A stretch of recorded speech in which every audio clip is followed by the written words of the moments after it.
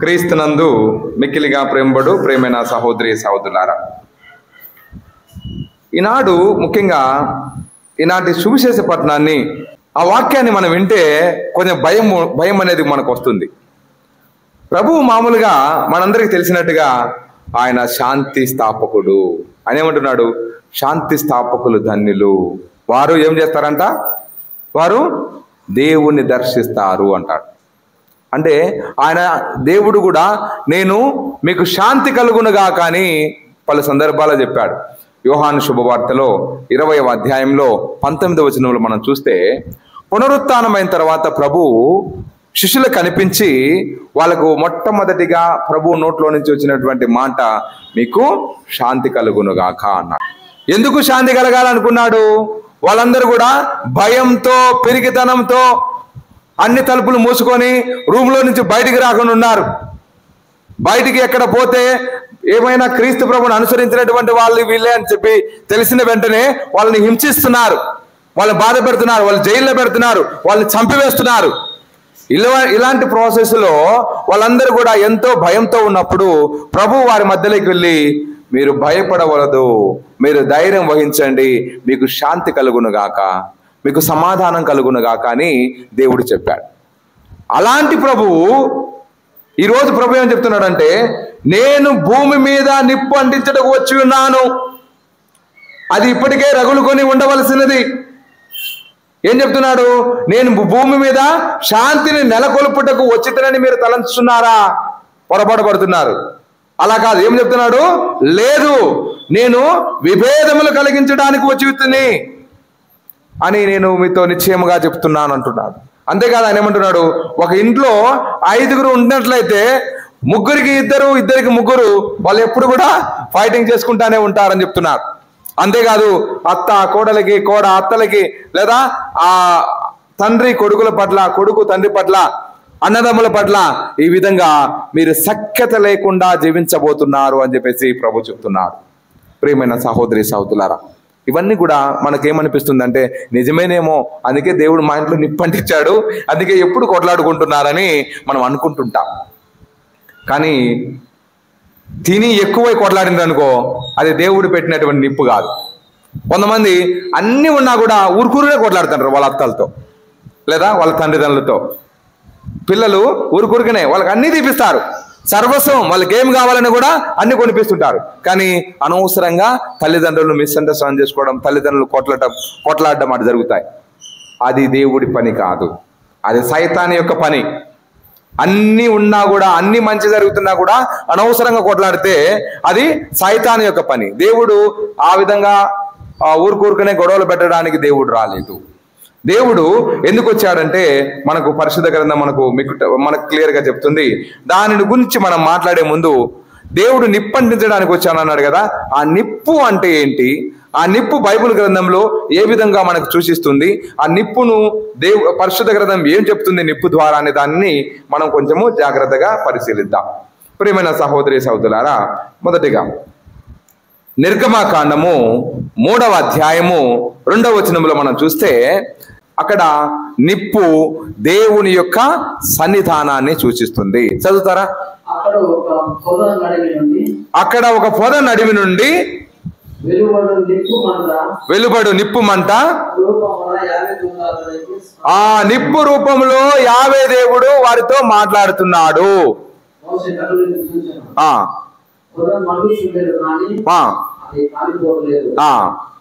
కాబట్టి ప్రియమైన సహోదరి సహోదరులారా, ఇక్కడ మనకేం అర్థమవుతుందంటే, దేవుడి యొక్క ప్రసన్నత, దేవుని యొక్క సాన్నిధ్యం ఆ నిప్పులో కనబడుతుంది.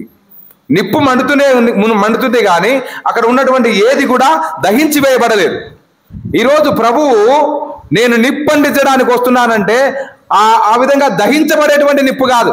ఈరోజు మీరు వంట చేసుకోవడానికి నిప్పు ఉపయోగిస్తారు, కట్టెలు కాలుస్తారు, లేదా గ్యాస్ పుట్టిస్తారు, అది మనం ముట్టుకుంటే కాలిపోతాం. కానీ ఈరోజు ప్రభు యొక్క ఆ నిప్పు ఏ విధంగా ఉంది?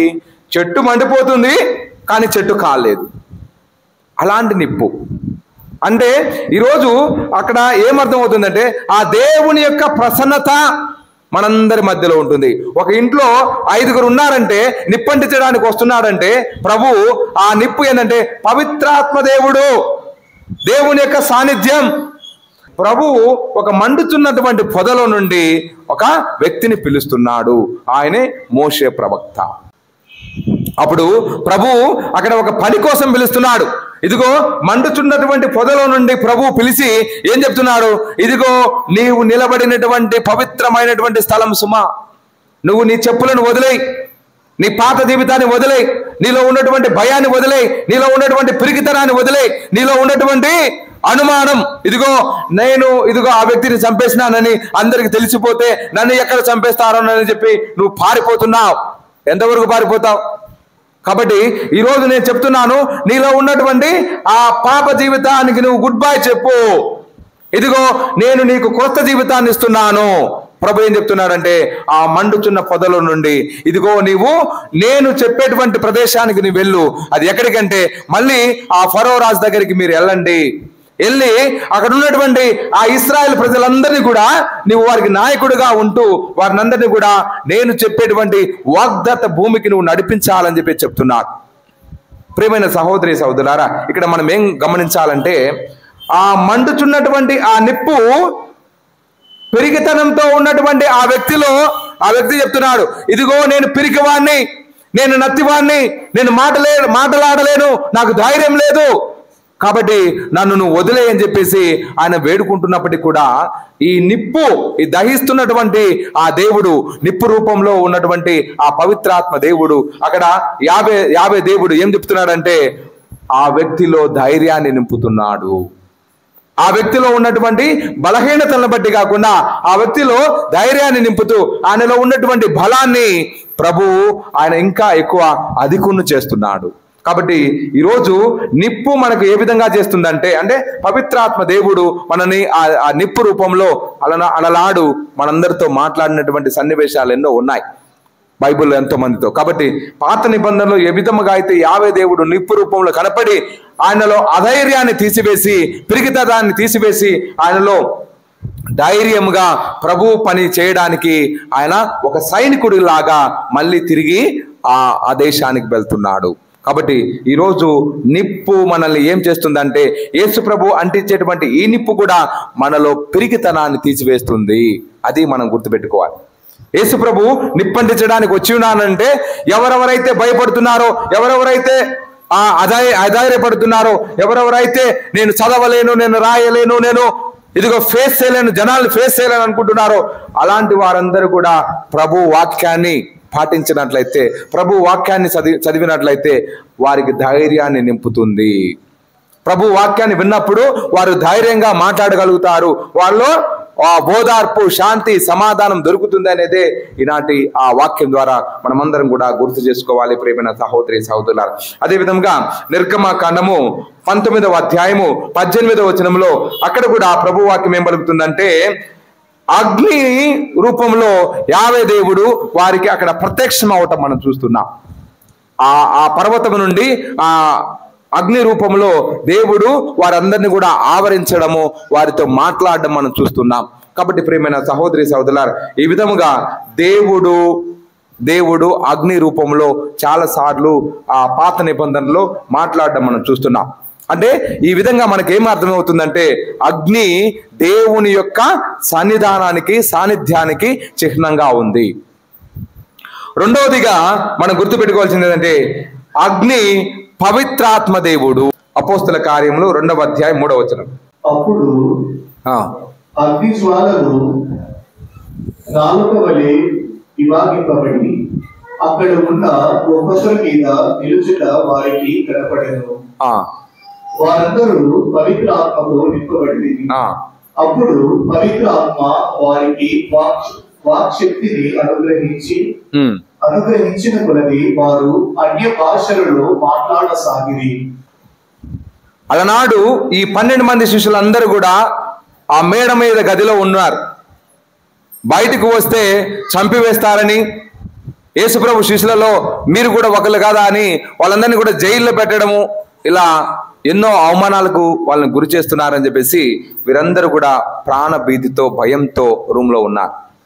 అలాంటి వారి మధ్యలోకి ఆ పవిత్రాత్మ దేవుడు అగ్ని నాలుకల రూపంలో వారందరి తలపైకి వేంచేసి వచ్చిన్నారు. ఎప్పుడైతే ఆ అగ్ని జ్వాలల రూపంలో వారి పైకి వేంచేసి వచ్చినప్పుడు అక్కడ ఏం జరుగుతుందంటే వాళ్ళలో ఉన్నటువంటి పెరిగితనం పటాపంచలవుతుంది. వారందరూ కూడా ధైర్యంగా వారు ఆ ఇంటిలో నుంచి బయటికి రాగలిగారు. వారు ధైర్యంగా వాళ్ళు ప్రభు యొక్క వాక్యాన్ని వాళ్ళు బోధించసాగారు.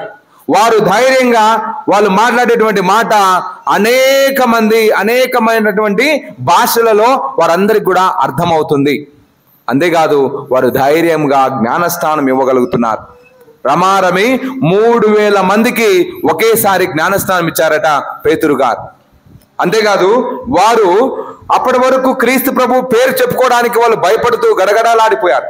కానీ ఎప్పుడైతే అగ్ని జ్వాలలు వారిపైకి వేంచేసి వచ్చాయో అప్పుడు వాళ్ళందరూ కూడా వారు ఏమంటున్నారంటే ఇదిగో మేము మా కనులార చూసిన దాని గురించి, మా చెవులార విన్న దాని గురించి మాట్లాడకుండా ఉండలేకపోతున్నాము.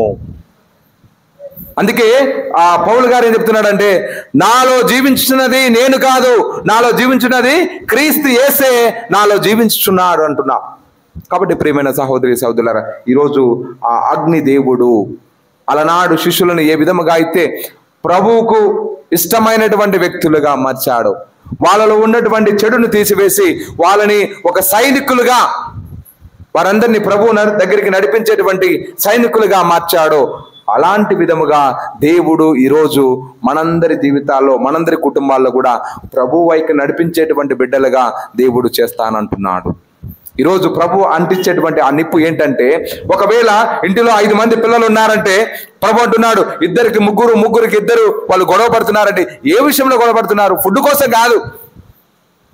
ప్రభు పేరిట నువ్వు ఏ మాట అయితే చెప్తున్నావో వాళ్ళు కొంతమందికి ఇష్టం ఉండదు. ప్రభు ఏం చెప్తాడు? క్షమించమని చెప్తాడు. అందరూ ఏమంటారు, ఏంద్రా నువ్వు క్షమించేది, 2 పీకు, ఇంకొకసారి నీ జోలికి రారంటారు. ఇప్పుడు మనం ఎవరినైనా ఏదైనా గొడవ పడినప్పుడు మనము క్షమించానని అనుకో, వాడు మళ్ళీ మీదకి వస్తాడు. కాబట్టి అందరూ ఏమంటారు, ఈ సొసైటీ, ఈ ఫ్యామిలీ లేదా నీ యొక్క వంశం, నీ గోత్రం వాళ్ళు ఏం చెప్తారంటే 2 తగిలి ఇంకొకసారి మన జోలికి కూడా రాకుండా పోతారంటారు. కానీ ప్రభు పద్ధతి అది కాదు. ప్రభు ఏమంటున్నాడంటే నువ్వు క్షమించి వాళ్ళ కోసం నువ్వు ప్రార్థన చేయంటున్నాడు. కాబట్టి ఈ విధముగా ఎప్పుడైతే నువ్వు దేవుని వాక్యానికి అనుగుణంగా జీవించేటువంటి ఈ ప్రయత్నంలో గొడవలు వస్తాయి. ఎందుకంటే వీడు చేతగాని వాడు, వీడు ఎందుకు పనికిరాడు, అందుకే వీడు క్షమిస్తానా అని చెప్తున్నాడని అలా మాట్లాడుకునే వాళ్ళు ఎందరో. కాబట్టి ఈ విధమైనటువంటి గొడవలు వస్తాయి. నువ్వు ఎంత మంచి చేస్తున్నా కూడా నేను ఎవ్వరు కూడా ఎంకరేజ్ చేయరు. ఏం జరుగుతుందంటే ఎవరైతే నీతిగా నిజాయితీగా జీవిస్తున్నారో అలాంటి వాళ్ళపైన అనేకమైనటువంటి నిందలు, అవమానాలు, ఇబ్బందులు, ఇక్కట్లు ఇవన్నీ కూడా ఎదురవుతాయి. ఇదే నిప్పంటించడం అంటే మంచిగా జీవించేటువంటి ఈ ప్రయత్నంలో మనము ఇలాంటి ఎదుర్కొంటాం. దీన్ని బాగా అర్థం చేసుకోవాలంటే ప్రియమైన సహోదరి సహోదరులారా, ఇలాంటి మొదటి పట్టణాన్ని మీరు ఒకసారి చూడండి. మొదటి పట్టణంని మనం గమనించినట్లయితే ఇర్మియా గ్రంథము 38వ అధ్యాయము అక్కడ 4వ వచనంలో చివరి భాగాన్ని మనం చూస్తే, ఇతడు ప్రజల క్షేమమును గాక నాశనమును కోరుచున్నాడని చెప్పిరి. ఇర్మియా ప్రవక్తను గురించి వాళ్ళందరూ ఏం చెప్తున్నాడంటే ఇతను ప్రజల శ్రేయస్సు కోరట్లేదు, మన నాశనాన్ని కోరుకుంటున్నాడు. కాబట్టి ఇతన్ని మనం ఏం చేయాలంటే ఇతన్ని చంపివేయాలని చెప్పేసి వాళ్ళందరూ కూడా ఏం చేస్తున్నారంటే ఇర్మియా ప్రవక్తను తీసుకొని పోయి ఒక పెద్ద నూతిలో పడేస్తున్నారు, ఒక పెద్ద లోయలో గోతిలో పడేస్తున్నారు. అది గమనించినటువంటి ఒక వ్యక్తి మళ్ళీ ఏం చెప్తున్నాడు చూసి అతని ఈ వార్తను విని ఆయన రాజు దగ్గరికి పోయి చెప్తున్నాడు. ఏమని చెప్తున్నాడంటే, ఇదిగో ఈ జనులు చెడ్డ పని చేసిరి, వీరు ఇర్మియాను బావిలో పడవేసిరి, నగరమున ఆహారం అయిపోయినది కనుక అతడు బావిలో ఆకటితో చచ్చుచున్నాడని చెప్పెను. కాబట్టి ప్రియమైన సహోదరి సహోదరులారా, అక్కడేం చెప్తున్నారు, ఆయన చనిపోక ముందే మీరు వెళ్ళి అతన్ని బయటికి తీయండి అని చెప్తున్నారు. చూడండి, ఒకవైపేమో ఇర్మియా ప్రవక్త ఎంత మంచి పని చేసినా కూడా వాళ్ళు ఏమంటున్నారంటే ఇతడు ప్రజల క్షేమం కోసం చేయట్లేదు, ఇతడు మనందరికి కూడా ఇతని వల్ల ముప్పు వస్తుంది అని వాళ్ళందరూ కూడా అతన్ని ఒక విరోధిలాగా, ఒక శత్రులాగా వాళ్ళు చూస్తున్నారు. కానీ ఎవరైతే ఆయన యొక్క మాటల ద్వారా అద్భుతాలను పొందుకున్నారో, ఆయన ద్వారా ఎవరైతే మంచిని పొందుకున్నారో వారందరూ కూడా గుర్తిస్తున్నారు. అందుకే వాళ్ళు చెప్తున్నారు, ఇదిగో ఈ ప్రజలందరూ కూడా తప్పు చేశారు. ఎందుకంటే ఆ ఇర్మియా ప్రవక్త ఆయన దేవుని యొక్క ప్రతినిధి, ఆయన ఎంతో దేవుని పేరిట ఎన్నో అద్భుతాలు చేసినటువంటి వ్యక్తి. అటువంటి వ్యక్తిని వాళ్ళు హింసించారు, అటువంటి వ్యక్తిని వారు నూతిలో పడవేశారు. కాబట్టి మన ఊరికి ఏదో ముప్పు రాబోతుంది, కాబట్టి వెంటనే అతన్ని పోయి రక్షించండి, లేకపోతే మనమందరం కూడా చావును కొని తెచ్చుకున్న వాళ్ళం అవుతామని చెప్పేసి ఆ వ్యక్తి వరకు చెప్పడం జరుగుతుంది. అంటే ఈ విధంగా నిప్పంటించడం అంటే ఒక మంచి వ్యక్తికి హాని జరిగినప్పుడు దేవుడు మళ్ళీ వారి పక్షాన ఉంటున్నాడు. ఈ ఇర్మియా ప్రవక్తను గురించి మనం తెలుసుకునేటువంటి అంశం ఏంటంటే, ఈనాటి మొదటి పట్టణం ద్వారా దేవుడు వారందరికీ కూడా, అక్కడ ఇర్మియా ప్రవక్త వారందరికీ ఒక నిప్పు వలె, ఎవరెవరైతే చెడు జీవితం జీవిస్తున్నారో వాళ్ళందరిలో భయం కలుగుతుంది. ఇదిగో ఈయన ఉన్నట్లయితే మనమందరం కూడా మనందరి యొక్క చెడు అనేది ఇక ఎక్కువగా కొనసాగించదని చెప్పేసి వాళ్ళలో భయం పుట్టించి ఆయన అంతమొందించాలనుకున్నారు. కాబట్టి ప్రియమైన సహోదరి సహోదరులారా, కానీ దేవుడు మంచి వారి పక్షాన నిలబడతాడనేదే ఈనాటి మొదటి పట్టణం మనకు తెలియజేస్తుంది. ఈరోజు హెబ్రీయులకు రాసిన లేఖ 12వ అధ్యాయము 2వ వచనంలో మన విశ్వాసమునకు కారకుడు, పరిపూర్ణత వసుగువాడు ఆయన ఆ యేసు పైన, ఈ పాయింట్ బాగా గుర్తుపెట్టుకోండి. మన విశ్వాసానికి మూలం, మన పరిపూర్ణతకు మూలం, మనకు సమాధానము సఖ్యత ఏదైనా దొరకాలంటే అది ఆయనను నమ్ముకోవాలి, ఆయన పైన మన దృష్టిని నిలుపుకోవాలి. Praise the Lord, praise the Lord, praise the Lord. మరి అక్కడ ఇర్మియా ప్రవక్త కూడా దేవుణ్ణి నమ్ముకున్నాడు. దేవుణ్ణి నమ్ముకోవడానికి ఏం జరిగింది? ఆయనకు మొదట్లో ఏం జరిగిందంటే అనేకమైనటువంటి ఇబ్బందులు ఎదుర్కొన్నాడు. కానీ ఆ ఇబ్బందులతోనే ఆ నోతిలోనే ఆయన చనిపోలా. అవమానాలు ఎదుర్కొన్నాడు, ఇబ్బందులు ఎదుర్కొన్నాడు. కానీ అదే ప్రజలు ఆయన గుర్తించారు, ఆయన ఒక ప్రవక్తని గుర్తించారు. ఆయన మళ్ళీ నూతిలోంచి బయటికి తీసి ఆయనను ఎవరైతే ఆయన శిక్షించాలని సిద్ధపడ్డారో అదే రాజ కుటుంబం నుంచి వాళ్ళు వచ్చి ఆయన్ని బయటికి తీసివేస్తున్నారు. కాబట్టి ప్రియమైన సహోదరి సహోదరులారా, ఈరోజు మనం కూడా దేవుని పైన దృష్టి నిలిపితే, దేవుని పైన మనము దేవుని యొక్క మాట మీద మనం జీవిస్తే ఈ విధంగా మనకు కూడా అవమానాలు, ఇబ్బందులు ఇవన్నీ ఎదురవుతాయి. కానీ చివరికి మాత్రం గెలిచేది మాత్రం దేవుడి మాటే. అసత్యము దేవుడు ఈరోజు మనకు తెలియజేస్తున్నాడు. అందుకే తర్వాత ఇంకా చదువమ్మ వాక్యం చదువు.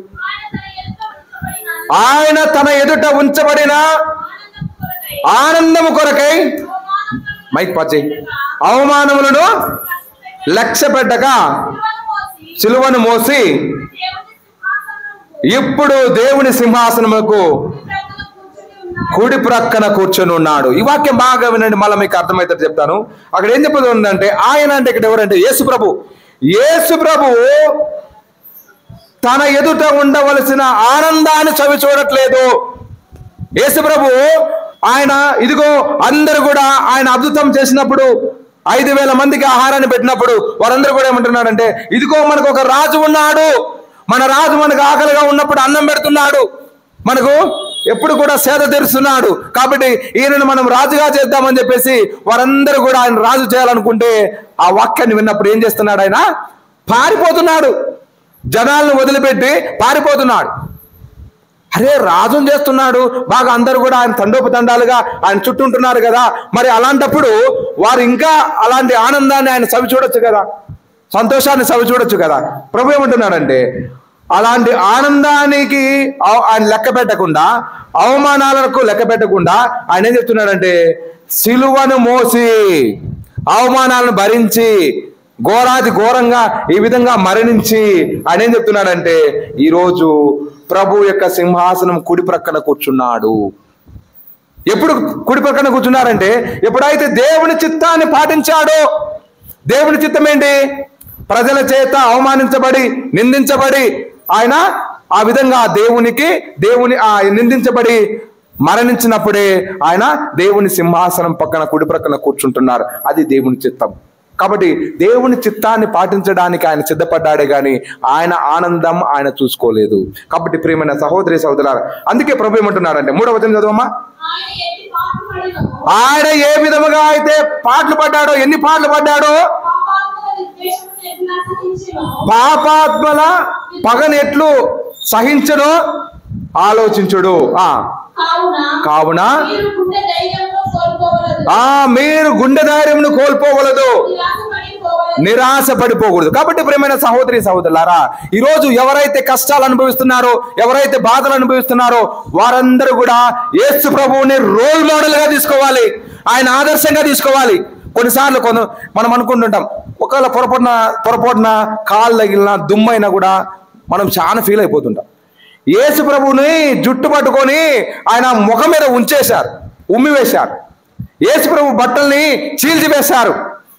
ఆ యేసు ప్రభు బట్టల్ని చీల్చివేసినప్పుడు ఆ బట్టలకు ఆ మాంసం కూడా ముద్దలాగా, మాంసం ముద్దగా, ఆ శరీరం అంతా కూడా మాంసం ముద్దలాగా ఊడి వచ్చింది.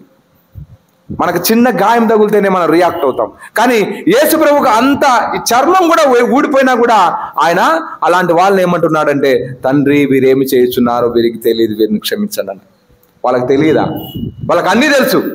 అన్నీ తెలిసి కూడా ఆయన అవమానిస్తున్నప్పుడు కూడా ప్రభు వారి కోసం ప్రార్థన చేస్తున్నారు. వాళ్ళు బాగుండాలని, వాళ్ళు మళ్ళీ మనసు మారాలని చెప్పేసి వారి కోసం ప్రార్థన చేస్తున్నారు. కాబట్టి ప్రియమైన సహోదరి సహోదరులు, ఈరోజు అదే యేసు ప్రభు నీకు రోల్ మోడల్ గా కావాలి. నీ ఇంట్లో నీ అత్తతో కానీ, నీ భర్తతో కానీ, నీ పిల్లలతో కానీ నువ్వు గొడవ పడుతున్నావా?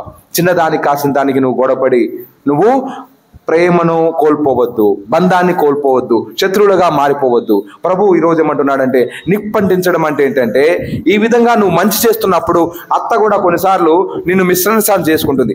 ఒకవేళ కోడలు ఎంత మంచి పని చేసినా అత్త వాళ్ళు కొన్నిసార్లు గొడవ పడుతూనే ఉంటారు, లేదా అందులో వాళ్ళకి ఏదో ఒకటి వేలెత్తి చూపుతూనే ఉంటారు.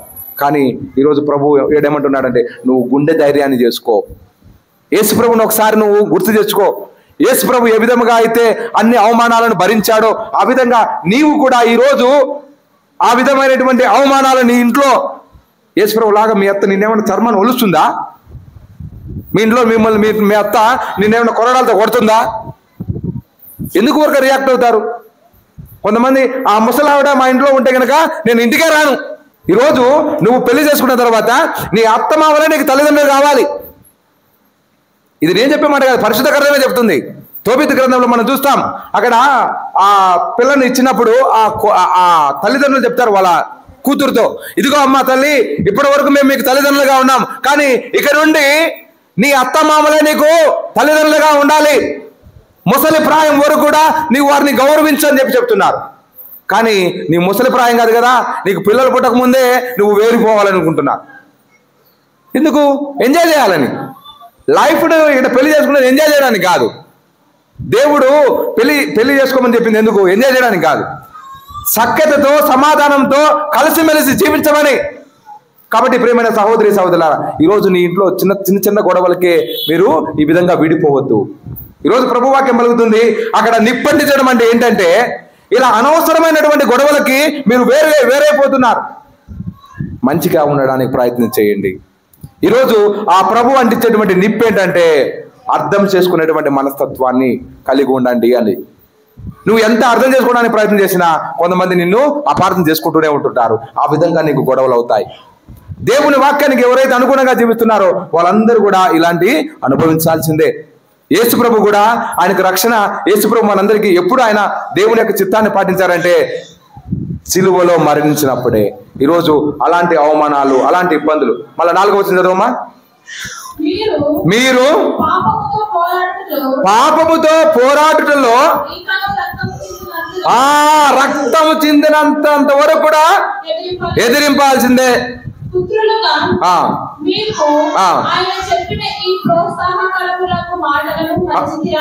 ఇక్కడి నుంచి బాగా వినండి. కుమారుడా, ప్రభువు నిన్ను శిక్షించినప్పుడు శ్రద్ధ వహించండి. ఆయన నిన్ను మందలించినప్పుడు మీరు నిరుత్సాహపడద్దు. ఏలైనా దేవుడు తాను ప్రేమించు వారిని శిక్షించును, తాను స్వీకరించు ప్రతి కుమారుని దండించును. కాబట్టి ఈ రోజు ప్రియమైన సహోదరి సహోదరులారా, నీవు ఇంట్లో అవమానించబడుతున్నావంటే నీకు దేవుడు ఏదో పనిష్మెంట్ ఇవ్వట్లేదు. ప్రభు ఏమంటున్నాడంటే తాను ప్రేమించున్నటువంటి వారు శిక్షింపబడతాడు. ఈరోజు యేసు ప్రభు ఆ విధంగా అవమానించబడ్డారంటే తండ్రి దేవునికి ఆయన మీద ప్రేమ లేదనా? ఆయన మీద ప్రేమ లేదా? ఆయన మీద ప్రేమ ఉంది. కానీ ఎందుకు ఆయన ఈ లోకానికి పంపించాడు? మనిషి యొక్క ప్రేమను తెలుసుకుంటారని. అందుకే మనుషులందరినీ, ఎంతో మందిని, ప్రవక్తలను, రాజులను, న్యాయపతుల్ని ఎంతో మందిని పంపించారు. కానీ ఎందుకు వీళ్ళు పాపంలో పడుతున్నారని చెప్పేసి సాక్షాత్తు దేవుడే మానవుడిగా, దేవుడి కుమారుడిగా ఈ లోకానికి వచ్చాడు. ఎందుకు? మన మనసు తెలుసుకోవడానికి, మన నాడి తెలుసుకోవడానికి, మనలో ఉన్నటువంటి ఆ జీవితం అంత కష్టంగా ఉందా, అంత దుర్భరంగా ఉందా, ఎందుకు వాళ్ళు మంచిగా జీవించలేకపోతున్నాడని దేవుడే మానవుడిగా ఈ లోకానికి వచ్చాడు. కాబట్టి ప్రియమైన సహోదరి సహోదరులారా, అందుకే దేవుడే తన కుమారుని ప్రాణాలని పణంగా పెట్టి మనలందరినీ కూడా ప్రేమిస్తున్నాడు. కాబట్టి ఈరోజు మనం కూడా ప్రభు ఏమంటున్నాడంటే, ఈరోజు ఏదో అవమానాలు, ఇబ్బందులు ఎదుర్కొంటున్నామంటే, వ్యాధి బాధలు మనం పొందుకుంటున్నామంటే అది దేవుడు మన మీద ప్రేమ లేదని కాదు. అక్కడ ఏమంటున్నాడంటే దేవుడు ప్రేమించు వారిని శిక్షిస్తాడంటున్నాడు. కాబట్టి ఇలాంటి ఈ చిన్న చిన్న కష్టాలు, బాధలు, ఇబ్బందులు అన్ని కూడా దేవుని యొక్క నామాన్ని మహింపరచడానికే. కాబట్టి ఈ సత్యాన్ని మనమందరం కూడా తెలుసుకోవాలి. ఈరోజు ఈ విధంగా మనము ఆ నిప్పంటించడం అంటే ఏంటంటే, మనం ఎప్పుడైతే నీతిగా, నిజాయితీగా బ్రతుకుతున్నామో అప్పుడు సొసైటీ మనల్ని యాక్సెప్ట్ చేయదు, అంగీకరించదు. అప్పుడే ఈ గొడవలు వస్తాయి. ఏమంటే సొసైటీలో ఎప్పుడు కూడా కరప్షన్, అవినీతి, అన్యాయం ఇలాంటివన్నీ జరుగుతాయి. కాబట్టి నువ్వు మంచిగా, ఒక క్రైస్తవుడిగా నువ్వు మంచిగా ఉండాలనుకుని ప్రయత్నం చేస్తున్నావా, నువ్వు నీతిగా బ్రతకాలనుకున్నావా, న్యాయంగా బ్రతకాలనుకున్నావా, అప్పుడే ఈ గొడవలు వస్తాయి. అదే నిప్పంటించడం అంటే. దేవుని యొక్క వాక్కు నీ హృదయంలో అది ఒక అగ్ని వలె దహించి వేస్తుంది. ఎందుకు? నీవు చేసినటువంటి మంచి జీవితాన్ని బట్టి ఆ చెడు జీవితం ఎవరైతే జీవిస్తున్నారో వాళ్ళందరికీ కూడా అది దహించి వేస్తుంది. వాళ్ళందరిలో కూడా గొడవలను రేపెడుతుంది. ఎందుకంటే వాడు మంచిగా ఉన్నాడు, వాడు నాలాగా ఉండలేదే, మరి నేను ఇలా ఉంటే సంఘం నన్ను ఏమనుకుంటుందని చెప్పేసి నీ పైన అనేకమైనటువంటి గొడవలను క్రియేట్ చేస్తుంది. కాబట్టి ప్రియమైన సహోదరి సహోదరులారా, మనము మామూలుగా ఎండాకాలం వచ్చింది అనుకో, ఎండాకాలం వస్తే అడవికి ఏం చేస్తాం? నిప్పంటిస్తా. అది అంటిస్తారా లేకపోతే దానికి అదే అనుకుంటుందా? కావాల్సిందే అంటిస్తారు. ఎందుకు అంటిస్తారు? అడవిలో ఉన్నటువంటి ఆ చెత్త, చెదారము, పనికిరాందంతటి కూడా పోవాలని. అడవిలో ఎన్ని జంతువులు ఉంటాయి, ఎన్ని క్రిమికీటకాలు ఉంటాయి, ఎన్నెన్నో మూగ జీవులు అవన్నీ ఉంటాయి. కానీ నువ్వు నిప్పంటించడం వల్ల అవన్నీ నువ్వు చంపుతున్నారా? ఒకవేళ చంపినా కూడా చెడు ఎంత పోతుందో మంచి కూడా అంతే జరుగుతుంది. ఆ చెడు పోయిన తర్వాత, అది చిగురించిన తర్వాత ఎన్నో జంతువులకి అది మళ్ళీ చిగురింపజేస్తూ ఆహారంగా మారుతుంది. అంటే ఇక్కడ అగ్ని దహించి వేస్తుంది. ఏదాన్ని దహించి వేస్తుంది? చెడును దహించి వేస్తుంది. ఈరోజు క్రీస్తు ప్రభువు కూడా మనలో ఉన్నటువంటి చెడును, మనలో ఉన్నటువంటి కోపాలని, మనలో ఉన్నటువంటి ఈ యొక్క ఆ పగను, ప్రతీకారాన్ని, ద్వేషాన్ని, వీటన్నిటిని కూడా శుద్ధి చేస్తుంది, దహించి వేస్తుంది. అందుకే మలాకి గ్రంథము 3వ అధ్యాయము 2వ వచనంలో మనం చూస్తే అక్కడ ఏం చెప్పబడుతుంది అంటే, లోహము ఏ విధముగా అయితే, ఇప్పుడు మనం బంగారాన్ని కానీ మనం అగ్నిలో వేస్తాం, అగ్నిలో వేసినప్పుడు అదంతా కూడా మలినం అంతా కూడా పోతుంది, పనికిరాందంతా పోతుంది, స్వచ్ఛమైనటువంటి బంగారం మాత్రమే బయటపడుతుంది. ఆ విధంగానే ప్రభు దూతలు కూడా మనుషుల్ని శుద్ధి చేస్తారు. చదువు మలాకి గ్రంథము 3వ అధ్యాయం 3వ వచనం. ప్రభువు దూత యాజకులను శుద్ధి చేయును. ప్రభువు దూత ఏం చేస్తుందంటే మనలో ఉన్నటువంటి చెడును తీసివేస్తుంది. ఇక్కడ ఏం చెప్పబడుతుంటే యాజకుల గురించి చెప్తుంది. యాజకులకు వాళ్ళలో ఉన్నటువంటి చెడును తీసివేసి వాళ్ళని దివ్యబలి పూజను సమర్పించడానికి వాళ్ళని శుద్ధులను చేస్తుంది అంటున్నారు. కొంతమంది అంటుంటారు, ఇదో ఈ గురువు అలాంటోడు, ఈ స్వామి ఇలాంటోడు అలాంటోడు, కాబట్టి ఆయనతో మాట్లాడకూడదు, ఆయన చేసి ప్రార్థన ఫలించదు అని మనం అనుకుంటుంటాం. ప్రభు వాక్యం క్లియర్గా చెప్తుంది, ఆయనలో ఉన్నటువంటి చెడును తీసివేయడం ద్వారా, దేవుడు శుద్ధి చేయడం ద్వారా, ఆయన వాక్కు చదివినప్పుడు, వాక్యాన్ని బోధించినప్పుడు మనం శుద్ధులం అవుతామని పరిశుద్ధ గ్రంథం క్లియర్గా చెప్తుంది. వినేటువంటి మిమ్మల్ని శుద్ధి చేస్తుంది, చెప్పేటువంటి మమ్మల్ని కూడా వాక్యం శుద్ధి చేస్తుంది. ఆ విధంగా మనము పవిత్రులను కావించబడుతున్నాం. కాబట్టి ప్రియమైన సహోదరి సహోదరులారా, ఈరోజు వాక్యము మన హృదయాన్ని దహించి వేస్తుందంటే దాని అర్థం ఏంటంటే మనలో ఉన్నటువంటి చెడును తీసివేసి మనల్ని పవిత్రులుగా చేస్తుంది.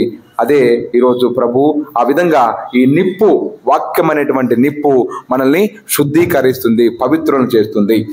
మలాకి 4:1 సర్వశక్తిమంతుడైన ప్రభువు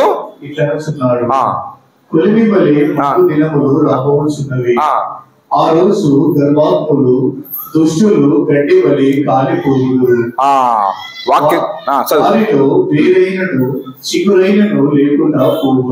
అక్కడ ఏం చెప్పబడుతుందంటే ప్రభు దినములు రాబోతున్నాయి. ఎవరైతే గర్వంగా, ప్రతీకారంతో, అన్యాయంతో ఎవరైతే ఇట్లా మండిపడుతూ ఎగిరి పడుతున్నారో వాళ్ళందరూ ఏమవుతారంట? గడ్డి వలె తగలబడిపోతారంట. గర్వాత్ములు ఎవరైతే పాపం చేస్తారో అలాంటి వాళ్ళు.